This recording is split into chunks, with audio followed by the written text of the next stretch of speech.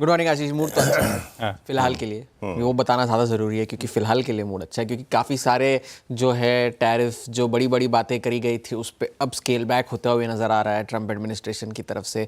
तो अब उस पर भी कितना भरोसा किया जाए, वो भी तो take it as it comes वाला सिचुएशन है।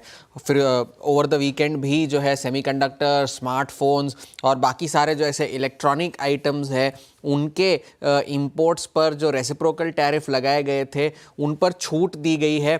मगर ये उन्होंने फिर बाद में डोनाल्ड ट्रंप और खुद हावर्ड लुटनिक जो कॉमर्स सेक्रेटरी है उन्होंने ये सफाई दी है कि ये सिर्फ फिलहाल टेम्पररी है। ये जो 20% का फेंटेनल रिलेटेड टैरिफ है वो तो अभी भी जारी है और जो है उसे सिर्फ एक अलग टैरिफ बकेट में शिफ्ट किया जाएगा, ये उन्होंने सफाई दी है। और इसकी खासियत ये है कि ये सारे जो स्मार्टफोन्स, कंप्यूटर वगैरह ये सारे चीन में ही निर्यात, ये चीन में मैन्युफैक्चर होते हैं।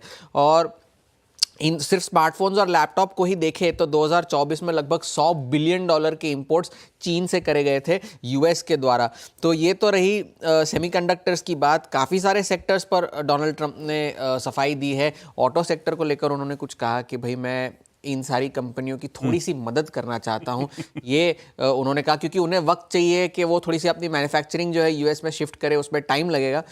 तो हॉर्मास की अंग्रेजी में कहावत है, हु ब्लिंक्ड फर्स्ट। अपने कहते हैं चाचा डर गए, चाचा डर गए।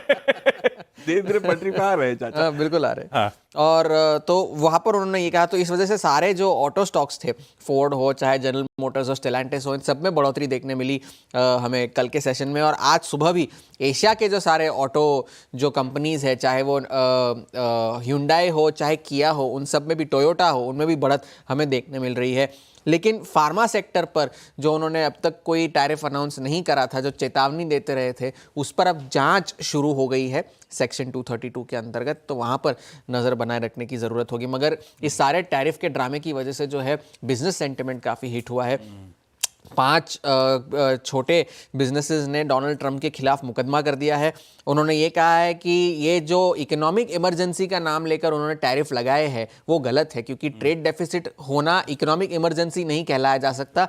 और ये जो डोनाल्ड ट्रंप ने अपने अधिकारों का गलत इस्तेमाल किया है उसे गैर कानूनी डिक्लेयर किया जाए और ये सारे टैरिफ वापस लिए जाए, ये इस केस में कहा गया है। तो आगे इस पर क्या होता है वो भी नज़र रखने वाली बात होगी। शुक्रवार को सारे बड़े बैंकों के नतीजे भी आए थे और नतीजे भी ऐसे थे, अनुमान से बेहतर थे लगभग सारे, मगर कोई उनकी बात नहीं कर रहा क्योंकि सारा फोकस इसी पे रहा है। मगर इन सारे बैंकों के अच्छे नतीजों की वजह से भी डाउ में थोड़ा सा सेंटिमेंट बूस्ट हुआ था। अगर आप देखें तो बॉन्ड यील्ड्स में थोड़ी सी जो है कूल ऑफ देखने मिल रहा है, क्योंकि एक वक्त पर शुक्रवार को लगभग 4.57 तक पहुंच गए थे बॉन्ड यील्ड्स, अब वो 4.36 पर आ गए हैं 10 ईयर के। डॉलर इंडेक्स अभी भी 100 के नीचे बना हुआ है।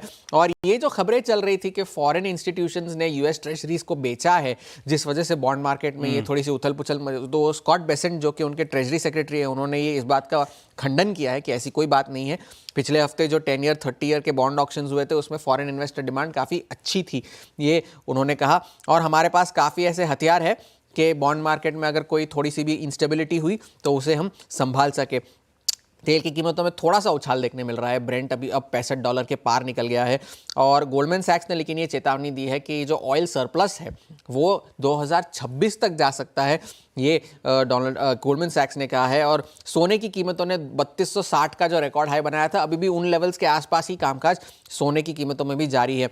इस हफ्ते काफ़ी सारे नतीजे आने हैं नेटफ्लिक्स के। जेरोम पावल का बयान आने वाला है बुधवार को, तो वहाँ पर नज़र होगी। रिटेल सेल्स का डेटा आने वाला है। कंज्यूमर सेंटिमेंट का डेटा काफ़ी ख़राब था मगर नज़रें वहाँ पर नहीं है। नज़रें अब इस पर है कि डोनाल्ड ट्रंप ऑटो को लेकर क्या करते हैं और फार्मा और सेमीकंडक्टर्स को लेकर क्या करते हैं। फिलहाल के लिए हैंडओवर अच्छा है।